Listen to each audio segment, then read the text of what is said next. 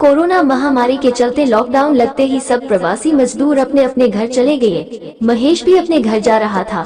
बसें भी ना के बराबर चल रही थी। एक बस में बड़ी मुश्किल से छत पर बैठकर वो गांव की तरफ चला, लेकिन बस वाले ने 4 गांव पीछे ही छोड़कर बोल दिया कि इस गांवों में बस नहीं जाएगी, बस अब हनुमानगढ़ डिपो पर ही छोड़ दी जाएगी। सारी सवारियों वहीं उतर गई। चलो कोई बात नहीं, 10-12 किलोमीटर की बात है, पैदल चल लेंगे। ये सोचकर सभी यात्री अपना सामान उठाकर चलने लगे। महेश भी अपने कंधे पर बैग डालकर अपने गांव की तरफ चलने लगा। काफी देर चलने के बाद अब शाम गहरी हो रही थी। उसके साथ चलने वाले ज्यादातर यात्री साथ लगते गाँवों में जा चुके थे। उसका गाँव अभी आगे था। आज पहली बार उसे लगा कि उसका गांव कितनी दूर है। वो धीरे धीरे चलता रहा। अब अंधेरा काफी हो चुका था। तभी रास्ते में उसे एक बूढ़ी औरत धीरे धीरे चलती हुई अपने से आगे दिखी। वो बोला, काकी तू कहाँ जा रही हो? उसने बोला, बेटा मैं तो यही साथ के गांव में रहती हूँ, पानी लेकर आ रही थी। तूने कहाँ जाना, इतनी रात हो गई है?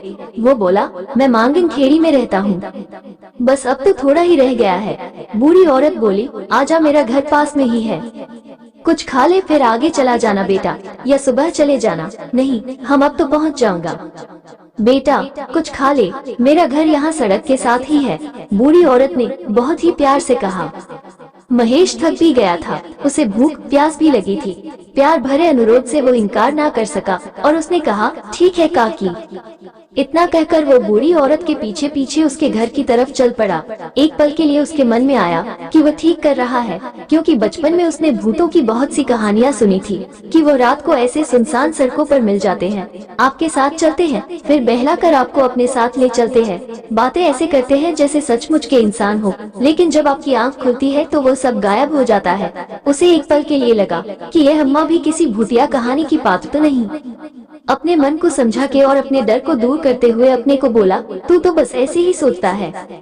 लॉकडाउन की वजह से सब लोग अपने अपने घरों में फंसे हुए हैं, लेकिन गांव में अभी तक कोरोना का लोगों को पता भी नहीं है, इसलिए अम्मा को भी नहीं पता वो पानी लेने जा रही थी। पानी लेकर आई है। अम्मा ने उसे बिठाया। छोटी सी झोपड़ी में अम्मा अकेली ही रहती थी, लेकिन आसपास दूर तक कोई गांव देहात घर नहीं दिखाई दे रहा था। काकी तू अकेली रहती है? मैंने पूछा। हाँ बेटा, तो बाकी इस गांव में कोई नहीं रहता? नहीं, सूखा पड़ने के बाद सब लोग आगे वाले गांव में चले गए, मेरा घर ही रह गया। इतना कहकर अम्मा थाली में मक्की की रोटी और अचार रख ले आई, ये ले खा ले। महेश ने रोटी खाई। पेट भरने से वो थोड़ी देर बाहर चारपाई पर ही लेट गया। चारपाई पर लेटते ही उसकी आंख लग गई। बहुत काफी दिनों बाद इतना चलने के कारण वो काफी थका महसूस कर रहा था, सो लेटते ही सो गया।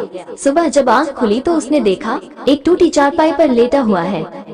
आस पास कोई भी नहीं। वो काकी जिसने रात को उसे खाना खिलाया था और जिसके पीछे वो उसके घर तक आ गया था, वो कहीं दिखाई नहीं दे रही थी। वो झोपड़ा जो रात को ठीक ही लग रहा था दिए की रोशनी में, वो भी सुबह सूरज की रोशनी में टूटा हुआ था। अब उसे समझ आया कि यह सारे का सारा गांव खाली था, यहाँ कोई नहीं रहता था। वो अम्मा भी दूर दूर तक कहीं दिखाई नहीं दे रही थी। वो समझ गया। उसने इधर उधर कुछ ढूंढने की कोशिश की, लेकिन कुछ नहीं। वो हैरान अब कुछ कुछ समझ रहा था। क्या सच में ऐसा होता है? चाहे अम्मा इंसान नहीं भूत ही होगी, लेकिन फिर भी उसने मुझे खाना और पानी पिलाया। मैं उस वक्त डर रहा था, अकेले होने से वो रास्ते भर मेरे साथ रहकर हिम्मत बनी रही। दिल ही दिल अम्मा का शुक्रिया किया और अपना बैग उठाकर अपने गांव की तरफ चलने लगा। तभी पानी का घड़ा लिए अम्मा लौट आई। अम्मा? महेश ने हैरानी से पूछा। तू कहाँ गई थी अम्मा? और अपने दिमाग में बनाई कहानी पर झेप रहा था मन में। बेटा मैं पानी लेने गई थी, तू तो रात खाना खाकर सो गया था, फिर मैंने उठाया नहीं कि तू थका हुआ है, इतने कोस से पैदल चलकर आया है, बैठ, अब तो कुछ खाकर ही अपने गांव को जाना। नहीं अम्मा, अब मैं चलता हूँ। इतना कहकर महेश अम्मा के पाँव छू के और उसका धन्यवाद करके अपने गांव की ओर चल पड़ा और अपने मन में जो उसने कहानी बनाई भूतों की, उस पर मन ही मन हंसने लगा।